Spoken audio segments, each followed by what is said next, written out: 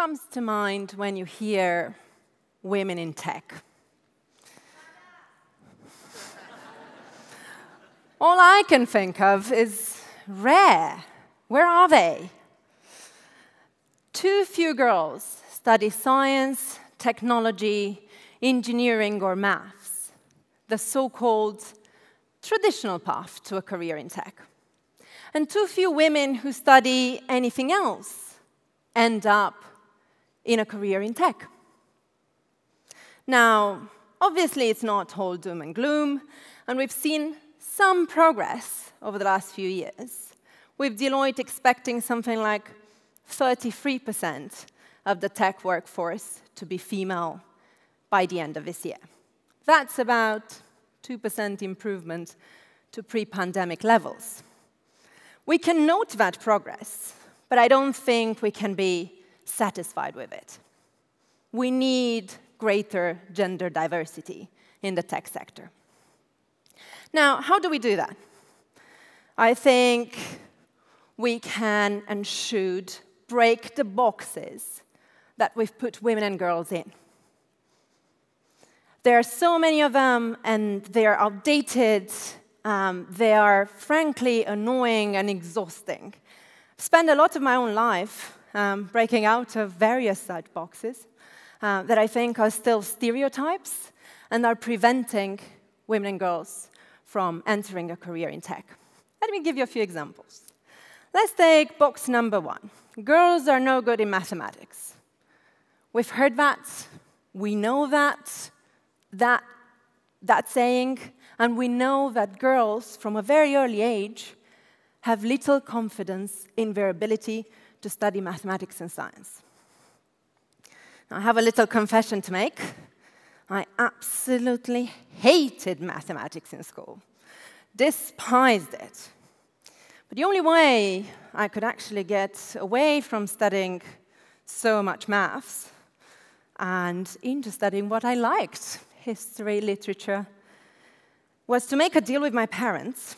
I was allowed to do that, but only if I got a maximum mark in mathematics at the end of my secondary school year, when I was 14. So I went and studied really hard, worked really hard that year, a lot of mathematics, and did get the 10 out of 10 in that final exam. Now, what followed is actually, should I say it, the following day, I set up the biggest fire in the courtyard at home and threw all the mathematics books and notebooks straight into it. Not exactly a picture I would like nowadays on the World Wide Web. But the point is, I could have studied further mathematics, and I could have been good at it, but I chose not to.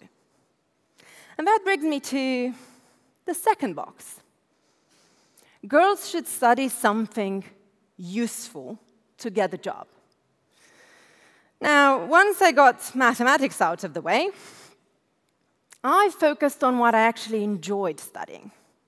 That happened to be, for 5 years in school and 3 years in university, Latin and ancient Greek. Yeah, 8 years of my life spent on Homer, Cicero, Plato, Caesar, all of that. Now, is that a good path to a career in tech? Well, questionable. But what career? Who knows at 18 what it is that they'll end up doing? And there's box number 3. The only jobs for women in tech are as engineers. Left university and decided, like pretty much every other 20-something-year-old, that I want to change the world. So I came to Brussels. Where better? Capital of Europe. Started working in the European Parliament and came across the tech sector. Now, never in a million years did I think that I will end up in a career in tech. Turns out, a STEM education is not the only way to do that. And the tech sector is so wide and all-encompassing that more of us need to be involved in its design, in its development, and in its regulation. It's everything.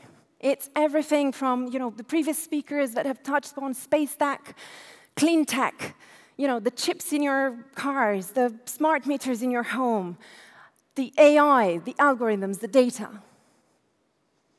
So you may be wondering at this point what it is that I am doing. Let's just say that alongside a lot of really talented people, we work on the big questions of our age. How do we make better use of data without compromising on people's privacy? How do we have free and open conversations online, but clean of hate and disinformation? How do we make it easier for the brightest minds in clean tech to help us solve climate change? And then, when everything is online, how do we keep it safe? How do we keep our infrastructure, our elections, our democracy safe and secure? And along this journey, I have met the activists, the entrepreneurs, the researchers, the regulators, the policymakers, an increasing number of which are women. Turns out, you don't actually need a degree in computer science to work in the tech sector. I'm very much an accidental woman in tech. I ended up working in technology. I've never seen anyone, when I was studying, anyone who's doing what I'm doing today. I wish I had. So I'm no engineer. I didn't particularly like mathematics. I liked Latin and history and politics and policymaking. Ended up in the tech sector that I find fascinating, sometimes scary, oftentimes enabling. In many ways, my career chose me, and I ran along with it. So, am I even allowed to call myself a woman in tech? I leave that judgment to you. I will say that tech is too important to leave it to the techies. It is not for and about the engineers. It is for and about all of us. And the women in tech are absolutely the computer scientists and the engineers and the policymakers and entrepreneurs and the journalists and the researchers. And at every level, we need more of us. Because we need diversity of thought and diversity of background to make good tech and good regulation for tech. And that is why I think we must do better at making the world of tech as diverse as the societies we live in.